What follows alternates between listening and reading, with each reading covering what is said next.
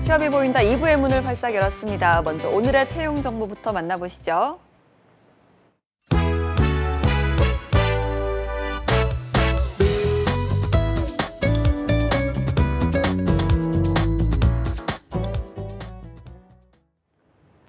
네, 취업 정보 알려드림의 신샘입니다. 공기업 및 공공기관 채용 소식입니다.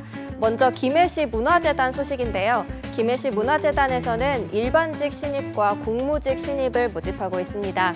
무대기술과 정책행정, 전시행정, 전문기술 분야에서 일반직 신입을, 업무보조와 무대보조, 시설보조 분야에서 공무직 신입을 모집합니다. 연령이나 성별, 학력에는 제한이 없는데요. 남성의 경우는 병역의 의무를 마쳤거나 병역 면제자만 지원할 수 있습니다. 지원서는 김해시 채용지원 홈페이지를 통해 접수할 수 있고요. 모집기간은 11월 12일까지입니다. 그리고 광주과학기술원에서 유니티 기반의 콘텐츠 개발 업무를 담당할 한국문화기술연구소 위촉연구원을 채용합니다. 학력은 무관하지만 유니티 기반의 콘텐츠 개발 경력이 1년 이상인 분의 지원을 받고 있고요. 국가보훈대상자 및 장애인을 우대합니다.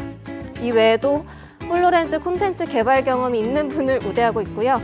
모집기간은 11월 15일까지입니다.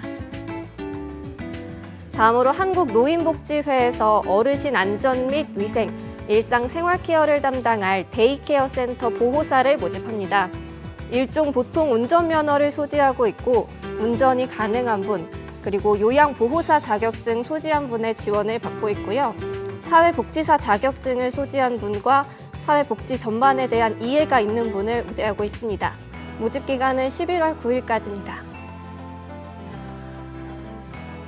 마지막으로 강북구 도시관리공단에서 기계실 보조와 경비 안내 지원 업무를 담당할 분을 모집하는데요. 학력과 경력은 무관하고 국가유공자와 보훈 대상자, 그리고 에너지 관리 기능사 자격을 소지한 분을 우대하고 있습니다. 모집 기간은 11월 9일까지입니다. 이상으로 취업 정보 알려드림의 신샘이었습니다.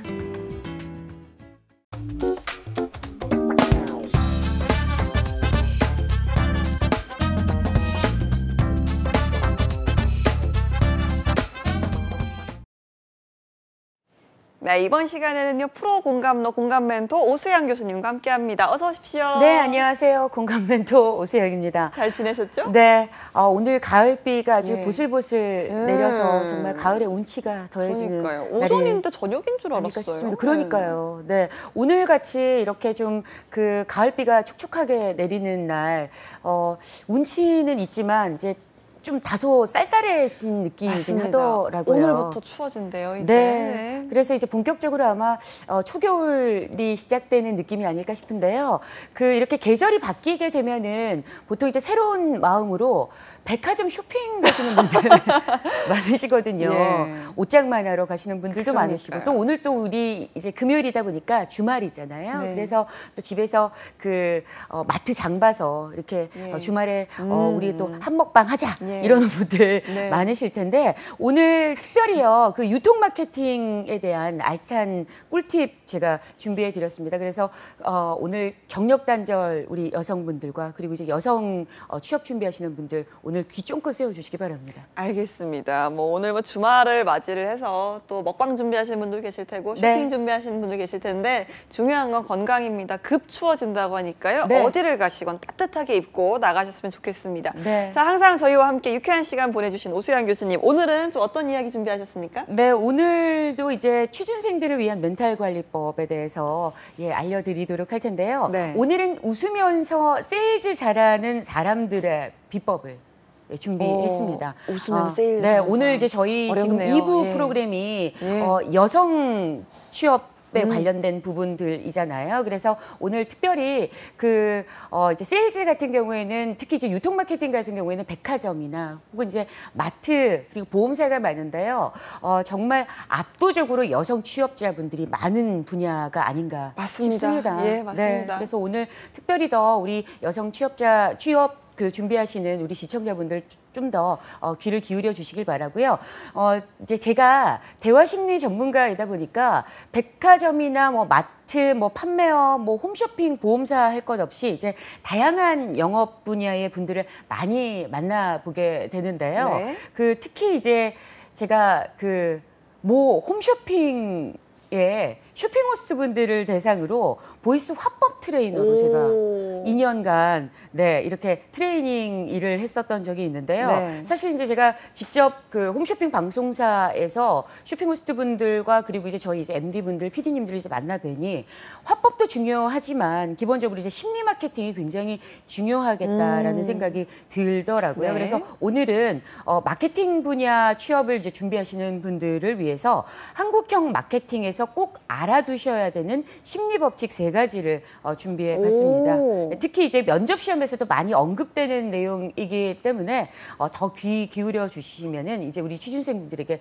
꿀팁이 되지 않을까 싶습니다. 알겠습니다. 바로 본론으로 들어가 보죠. 마케팅에서 꼭 알아야 하는 심리 법칙 첫 번째는 뭘까요? 네, 바로 빅마우스 효과의 법칙이라는 건데요. 네. 빅마우스 그냥 말 그대로 그냥 우리가 뭔가 그 어떤 이슈가 되는 것들에 대해서 이렇게 약간 시끄럽게 예. 이제 좀 네, 화두가 네, 되게 네. 해주면은 이게 이제 이슈가 되더라라는 그쵸. 건데요.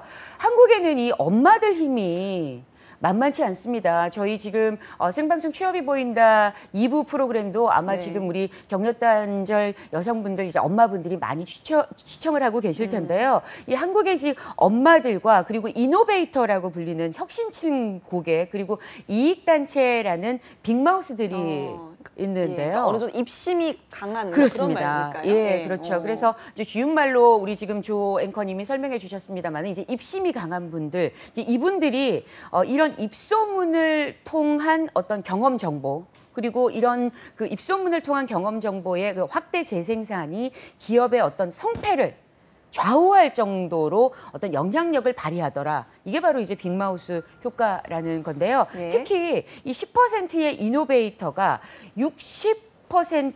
무려 60%의 잠재 수용층을 이끌어 간다라는 그런 측면에서 이들에 대한 빅마우스 마케팅이 앞으로 더 중요할 거라고 예측해 봅니다. 예. 네. 그래서 이제 사실 이제 우리 빅마우스 앞에 이제 쭉 언급을 드렸지만 우리 조소연 아나운서님은 어떠세요? 이제 물건 구매할 때나 뭐 음식점 찾을 때 검색 같은 거 해보세요? 저는 일단 음식점은 제 느낌으로 가는 편인데요. 네. 여행지도 그렇고. 그런데 네. 이제 물건도 이제 저는 인터넷 쇼핑보다 직접 제가 이렇게 써보고 만져보고 구매를 하는 편인데 네. 화장품을 저는 요즘 구매를 할 때 오. 검색을 많이 해보는데 그런 애플리케이션 같은 게 있더라고요. 네, 이 화장품에 어떤 성분이 들어가 있고 또 뭐 썼을 때 어떤 단점이 있고 뭐 화학 제품은 어떤 게 들어가 있고 이런 거를 쫙 분석을 해준 애플리케이션이 있어서 네. 그거를 보고 이제 제 피부가 좀 예민하다 보니까 어떤 걸 구매를 해야 될지 정하는 편이에요. 그럼 굉장히 도움이 되더라고요. 그렇습니다. 우리 지금 조서연 아나운서님이 말씀 주신 것처럼 기본적으로 이런 애플리케이션 정보들을 받는 것도 굉장히 중요할 텐데요. 특히 이제 그 젊은 층의 경우에는 제품 하나를 살 때도 우리 조 아나운서님처럼 검색을 통해서 이렇게 좀 후기를 꼼꼼하게 살펴보고 네. 그리고 또 이제 친구나 주변에 물어보기도 하면서 이제 구매를 하는 경우들이 많거든요. 그래서 뭐 이제 친구나 혹은 이제 주변에 물어보게 되는 경우가 아닌 경우에는 아까도 말씀드린 것처럼 이렇게 인터넷에 나와 있는 정보들을 꼼꼼하게 볼 수밖에 없을 텐데요. 왜 이런 거 있잖아요. 그 제품 써보니까 참 괜찮더라. 이렇게 정말 피부가 하루 종일 이제 물광이더라. 예. 정말 촉촉하더라. 라든지 아니면은 와, 그 영화 봤는데 정말 너무 재밌더라. 맞아. 영화는 저는 진짜 그러니까요. 주변 이야기 많이 듣는 것 같아요. 그러니까요. 예, 우리 아마 지금 오늘도 주말인데 그 이제 불금이잖아요. 아마 저녁에도 심야에 이제 영화 보러 가시는 분들 많으실 텐데, 그 영화도 정말 너무 괜찮더라 이렇게 해서 영화 분야도 아마 이 입심이 한몫하는 분야가 맞습니다. 아닐까 예. 싶은데요. 이제 우리가 일상생활에서 이제 남들과 나누는 대화 속에는 항상 이런 말들이 들어가기 마련인데요. 뭐 나의 직접적인 이런 경험이나 혹은 이제 누군가를 통해서 들은 간접 경험 정보가 이 커뮤니케이션의 핵심이 되는 경우가 많거든요. 예. 근데 그런데 이런 이제 대화는 뭐뭐라고 하더라? 그러더라. 그 좋다더라. 좋다더라. 별로라더라. 네, 그런 소문으로 이제 바뀌면서 사실 이제 또 다른 누군가에게는 좀 뭔가 이렇게 무섭게 번져서 예. 이게 좀 안 좋은 그런 그럴 수도 이제 소문이 있죠. 될 수가 예. 있거든요. 그래서 특히 이제 뭐 별로더라. 뭐 써봤는데 별로 안 좋더라. 뭐 이런 이런 말들은 특히 더 잘 예. 퍼지게 되는 조금 것 거르게 같아요. 되죠. 그런 얘기를 들으면. 그렇습니다. 그래서 이제 처음 시작은 직접 사용한 사람의 소감이었을지 모르는데요. 어느 순간부터는 이제 그 사람의 소감이 그렇다더라라는 말로 이제 소문의 형태가 바뀌어지면서 좀 더 과장된 표현. 그러니까 그야말로 급성 전염이 되면서 증폭의 효과를 낳게 되는데 이게 이제 그야말로 빅마우스 효과의 법칙이라고 보시면 될 것 같아요. 예, 네. 알겠습니다. 그런데 그런 뭐 소문, 의견, 이야기 이런 것들을 좀 들을 때 네. 꼭 뭐 엄마라든지 이익단체의 이야기가 아니라도 그냥 뭐 주변 사람들의 의견도 많이 듣곤 하잖아요. 그럼에도 불구하고 이런 뭐 엄마들, 특정 어떤 단체를 빅마우스라고 하는 이유는 뭐가 있을까요? 특별히 이제 그 특정 단체, 이제 단체라는 표현은 좀 우습습니다만은 엄마들, 예. 이 엄마들 그 입심이 만만치가 않습니다. 이제 저도 이제 그 교육방송의 육아학교 프로그램을 이제 2년 정도 진행을 하면서 학부모님들을 이제 그 오프라인 콘서트에서 많이들 뵙게 되는데요. 이 엄마들의 입심이 정말 그야말로 한몫할 수밖에 없는 것은 그 아주 그 뭐랄까요? 이제 다양한 곳에서 활동을 하고 그리고 모임이 많습니다. 예. 그러다 보니까 뭐 학교나 뭐 유치원 그리고 학원 등 해서 아이와 관련된 이제 다양한 모임에서 여러 가지 이야기들을 나누다 보니까 이제 엄마들이 이 모임에서 또 다른 모임으로 이제 얘기들이 이제 전파가 되게 되는데요. 이게 이제 전형적인 빅마우스의 유형이라고 보시면은 될 것 같고요. 네. 이런 이제 다양한 모임이 그 있지 않는 사람들에 비해서 이야기 전달이 훨씬 더 확산이 빨리 되게 되는 거죠. 예, 그래서 뭐 이노베이터, 뭐 조기 혁신 수용자의 경우에는 얼리 어답터라고 혹시 들어보셨어요? 그럼요. 무슨 많이 분이? 들어봤죠. 네. 네. 이제 얼리 어답터라고 표현을 하면은 더 쉽게 이해가 되실 것 같은데요. 이 주변에 얼리 어답터가 있다면 관련 제품을 살 때 누구보다 좀 먼저 제품에 대한 이제 조언을 구하고 또한 이제 그 정보를 믿지 않을까 싶은데요. 이제 이들의 경우에는 이제 잠재 수용치를 이끌어내는 그런 역할을 하고 있고, 그들이 이제 어떤 평가를 내리느냐에 따라서 초기 마케팅에 큰 영향력을 주기도 하면서 정말 그야말로 10% 조기 혁신 수용자가 잠재 수용자를 이끈다 이런 말이 있을 정도입니다.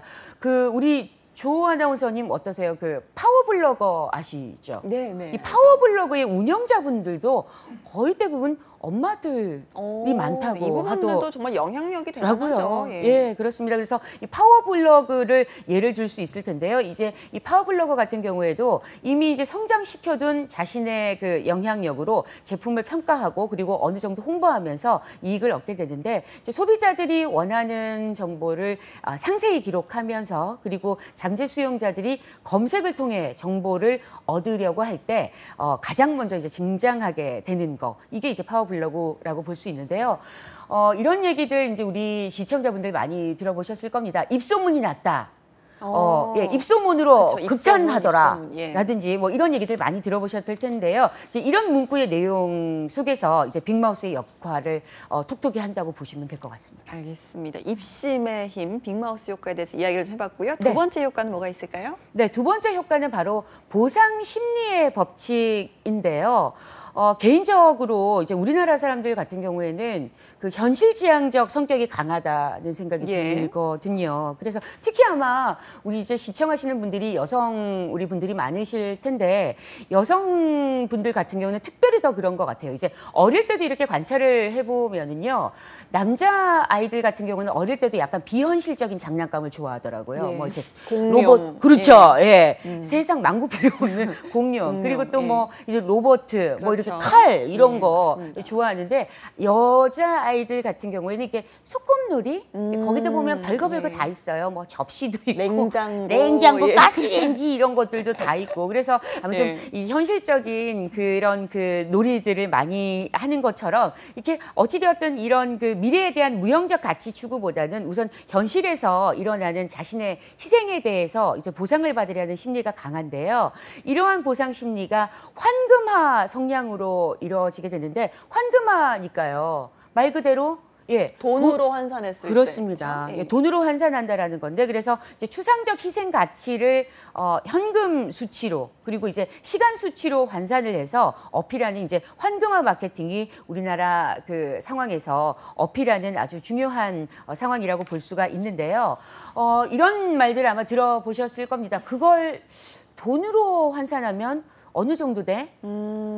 그리고 나중에 뭐 무사고나 무질병으로 끝나면 얼마나 환급받을 수 있어? 이제 이걸 또 쓰고 남을 경우에는 돈으로 얼마나 돌려받을 수 있어? 예, 중도 해지 시 얼마 지급 이런 그렇습니다. 거. 예. 그래서 이제 보험사 같은 경우에도 이런 부분들을 이제 많이 염두해 두게 되는데요. 저도 이제 얼마 전에 모 보험사에 이제 그 강의를 다녀온 바가 있는데 거기에서도 제가 깜짝 놀란 게 직원들 특히 이제 그 보험사 같은 경우에는 이제 영업 마케팅을 하시는 직원분들은 거의 한 70% 정도가 여성분들이 많으시더라고요. 그래서 특히 이 보험 광고 같은 경우에는 만기 환급된다?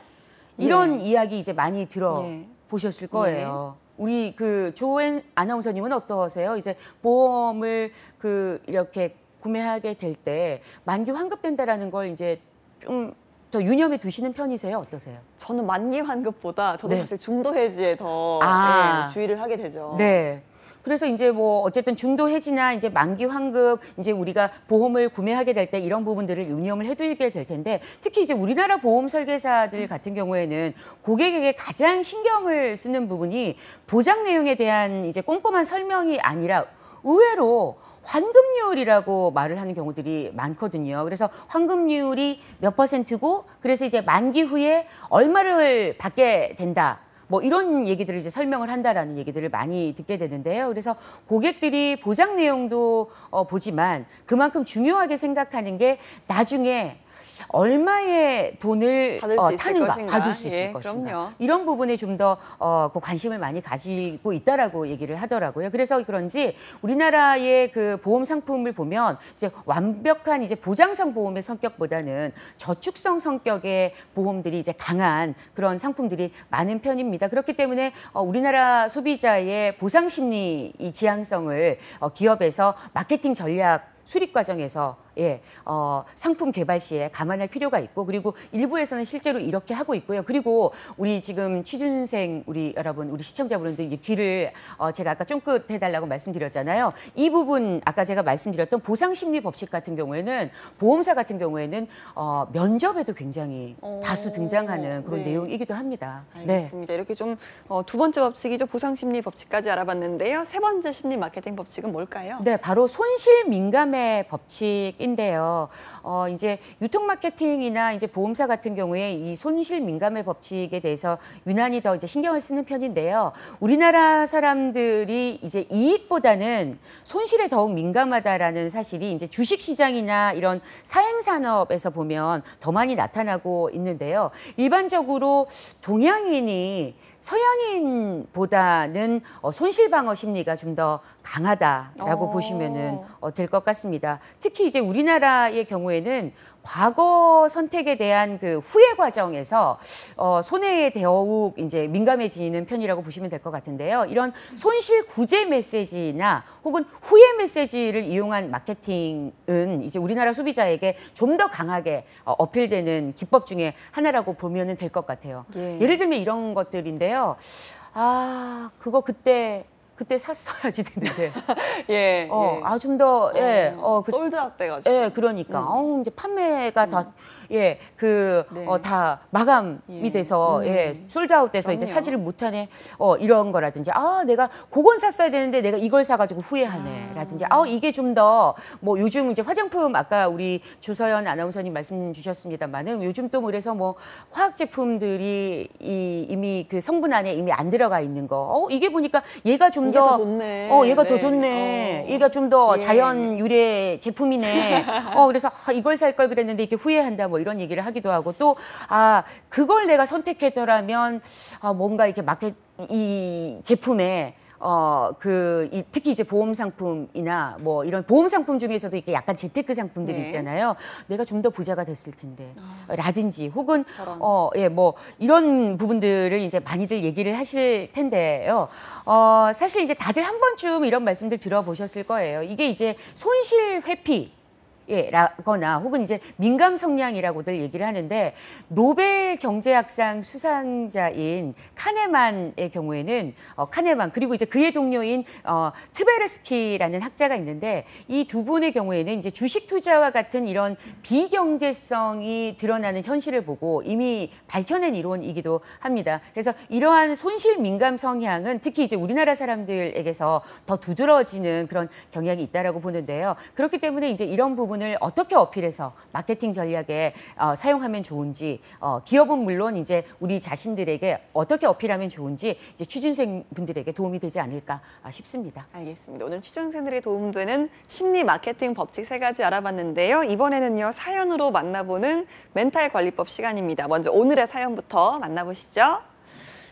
네, 저는 32살 작은 건설 회사에서 주말도 없이 근무한 지 3년 정도 됐습니다. 퇴근 시간도 빨라야 저녁 8시, 보통은 10시까지 일하기 부지기수고요. 와, 그런데 수당도 없고 연봉은 3천이 채 되질 않습니다. 사실 제가 성격이 좀 수줍고 싫은 소리 못하고 거절도 못하고 그런 성격이에요. 그래서 작년 연봉 협상 때 분명히 올려달라 말을 하려 했지만 사장님이 먼저 선수를 치시더니 고생 많은 거 알지. 근데 회사가 너무 힘드네. 조금만 기다려봐. 아니 회사 사정 괜찮아지면 정말 내가 섭섭지 않게 지금까지 고생한 거 다 보상할 테니까. 어머, 이렇게 그냥 동결로 은근슬쩍 넘어가 버렸어요. 사실 사장님이 능청맞은 성격에 말빨이 장난 아니시거든요. 아무튼 그렇게 넘어간 뒤 1년이 지나 드디어 또 연봉 협상 시즌이 돌아오고 있는데요. 또 작년처럼 휘말리면 안 되는데 솔직히 말해서 이 회사에서 제 손 안 거치는 일이 하나도 없거든요. 각종 회계 업무, 사무 업무 전부 다 하나하나 제가 해요. 그런데도 제 목소리 하나 못 내는 제가 너무 한심한데 어떻게 하면 연봉 협상에서 얼굴 붉히지 않고 제 이야기 당당하게 전달할 수 있을까요? 도와주세요. 라고 보내오셨습니다.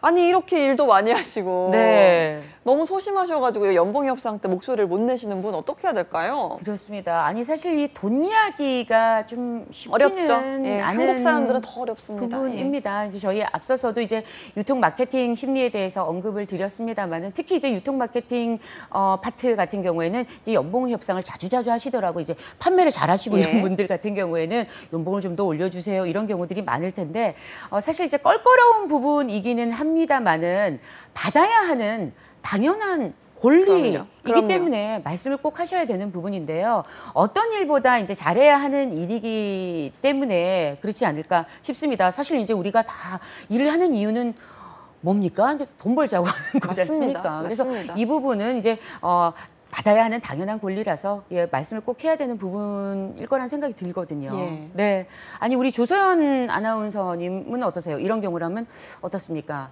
네. 저는 이제 이런 상황에서는 조금 이 외국의 케이스를 가져와서 벤치마킹할 필요가 있다고 생각을 하는데요. 네. 본인의 어떤 일이나 성과 같은 것들을 다 포트폴리오를 해서 그 연봉 협상 때 가져가서 보여드리는 거죠. 제가 이러이러한 일을 하고 있고 뭐 동일 업계 같은 업종에 비슷한 이 연차가 된 사람들은 네. 이 정도 업무를 했을 때 이 정도를 받고 있습니다. 회사 사정을 알고 있으니까 뭐 많이는 요구할 수 없지만 여기에 맞게는 좀 올려주시는 게 감사하겠습니다. 이렇게 좀 어느 정도 서류화해서 네. 보여드려야 이게 말을 조금 껄끄럽지 않게 할 수 있지 않을까 생각이 지금 벌써 되는데. 이제 들었을 때 이미 다 올려줘야 되겠다 이런 생각이 들거든요. 네, 그쵸. 제가 지금 사장님이랑 이런 거 중요하지 않을까요? 올려드려야 네. 되겠는데 이런 생각이 드는데요. 사실 이제 무의식 중에 그 예스를 끌어내는 마법의 단어가 있는데요. 이제 네. 저희 심리학 부분에서는 바로 이 말을 할 때 왜냐하면이라는 말을 쓰는 건데요. 예를 네. 들어서 다른 사람에게 좀 힘든 부탁을 하게 될 때 이런 경우예요. 제가 이제 조서연 우리 아나운서에게 서연 씨 저기 앞으로 제가 이 일은 우리 좀 서연 씨가 해주셨으면 좋겠어요. 네. 라고 하는 것과 서연 씨 저기 이 일을 좀 맡아주실 수 있을까요? 저 우리 팀에서 요 관련 자격증은 우리 서연 씨밖에 없네. 서연 씨밖에 이 일을 해줄 사람이 없네. 네. 요렇게 얘기를 하게 되면 이 이유를 제가 타당하게 설명을 하게 되는 거잖아요. 그러면은 사실 납득을 할 수밖에 네. 없는 경우가 되는 그쵸. 거죠. 그래서 무작정 주장만 하지 말고 네. 거기에 대한 근거를 좀 보여줘라. 그렇습니다. 그래서 오늘 이 사연의 경우에도 연봉을 올려주셨으면 좋겠습니다. 하고 그다음에 왜냐하면 사장님 제가 저기 이 일을 맡으면서 아시죠? 지금 한번 보세요. 그 이후에 지금 매출도 이렇게 많이 향상이 됐고 거래처도 늘었지 않습니까? 예, 그래서 그러니 제발 좀 올려주세요. 이렇게 얘기를 하시다 보면 어차피 이제 사장님께서도 이제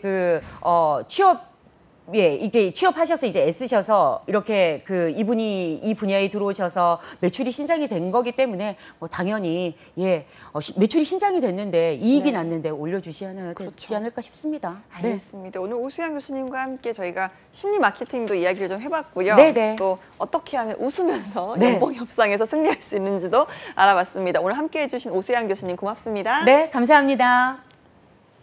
네, 취업이 보인다. 오늘 준비한 내용은 여기까지입니다. 저희는 다음 이 시간에 다시 찾아오도록 하겠습니다. 함께해 주신 여러분 고맙습니다.